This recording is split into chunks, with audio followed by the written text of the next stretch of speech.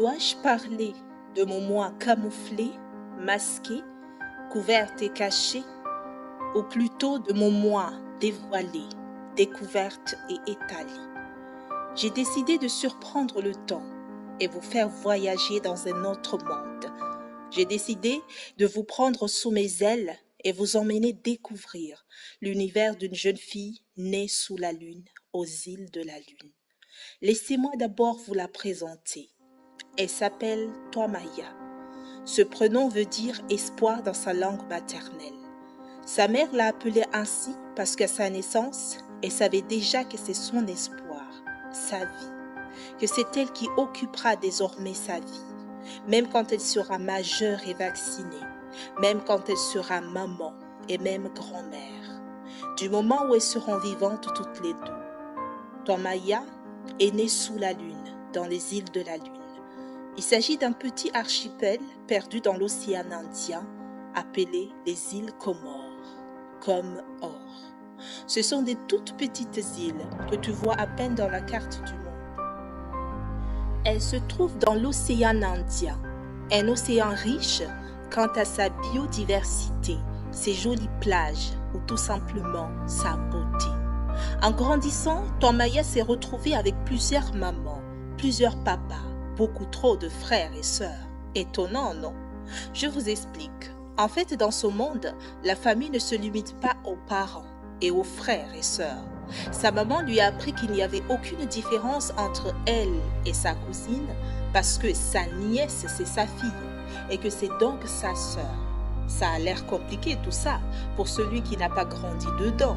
Mais sachez que si un jour tu as le malheur de faire la différence entre ta cousine et ta sœur, ou encore entre ta tante et ta mère, tu seras une insolente, une diviseuse de famille. Tu seras celle qui n'adhère pas aux valeurs de sa société. Pareil si tu appelles l'ami de ton grand-père par un autre nom que grand-père, ce serait mal poli et dépourvu de délicatesse.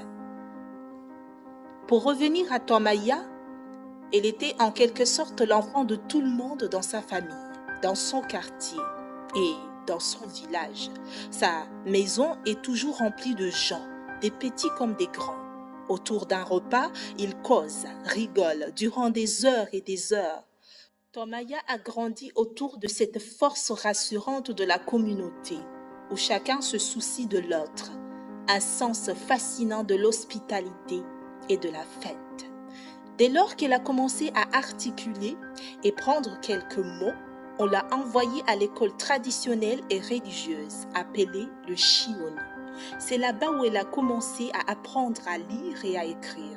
Elle y apprend aussi les bonnes règles de vie en société, le bon comportement, le respect, la dignité. C'est lorsqu'elle a 6 ans qu'on l'a envoyée à l'école moderne. C'est là où a commencé un long chemin à parcourir. Son père, alors instituteur, l'amenait tous les matins à l'école en la rappelant qu'elle doit fournir le meilleur d'elle-même, car elle est son Toamaya, son espoir, sa princesse. Toamaya était nourrie d'amour et d'encouragement du matin au soir. Elle n'avait, comme la majorité de ses amis, pas toujours le goûter dans son sac, mais elle était bien dans sa peau, rien à envier de l'extérieur. Toamaya accompagnait son père au champ le week-end. Oui, je sais, j'ai déjà dit que son père est instituteur, mais c'est un homme très polyvalent. Tu lui files 2 morceaux de bois et il en fait un toit. Il trimait du matin au soir et il était debout au four et au moulin. Il était bien obligé car dans son pays, son salaire d'instituteur ne l'aurait jamais permis de nourrir sa famille. Et c'est un homme qui n'aime pas faire les choses à moitié. Toamaya suivait son père au champ le week-end.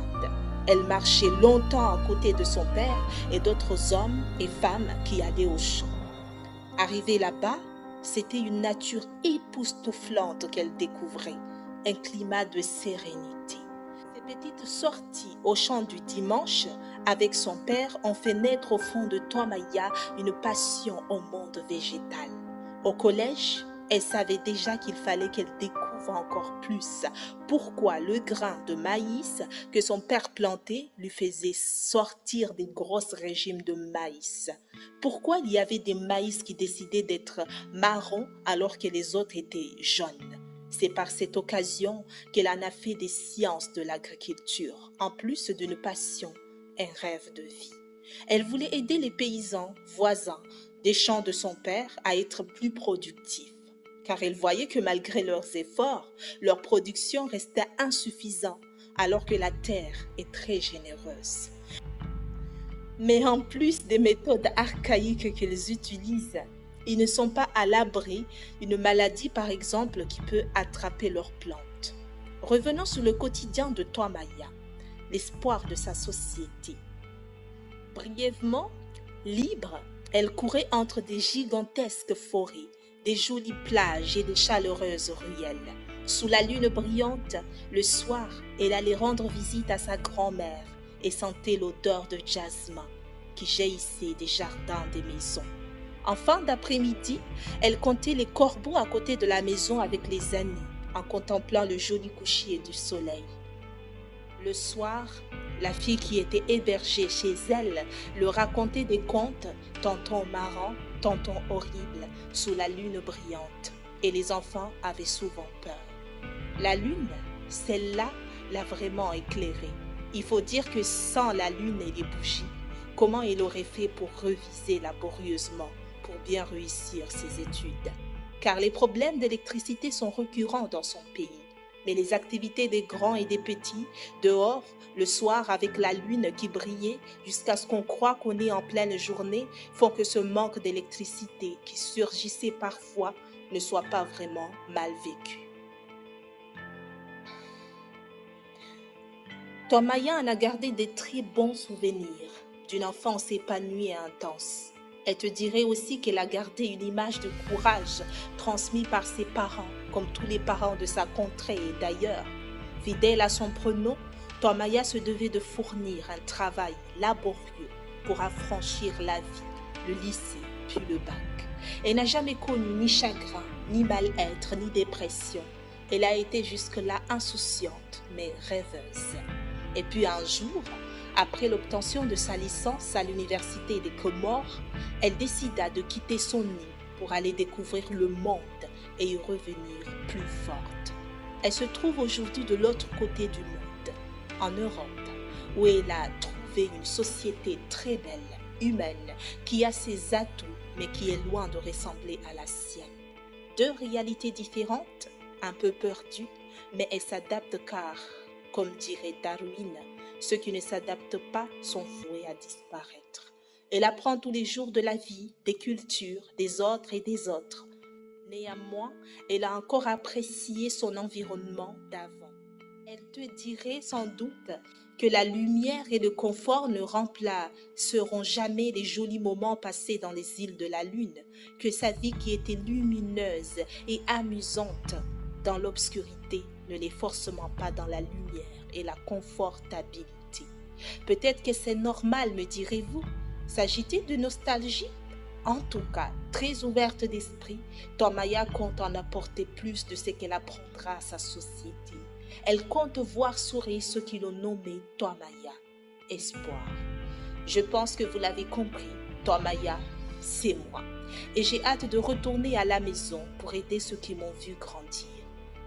Et puisqu'on parle ici d'amélioration de la production végétale comme filière que j'ai suivie, je conseillerais de s'aimer les graines au mois d'avril au lieu de mars par exemple pour optimiser les rendements ou de leur fournir des plants, des vitroplants tout au long de l'année. Au final, la vie, c'est ce qu'on en fait, ce que l'on y met, ce que l'on tire comme leçon pour avancer.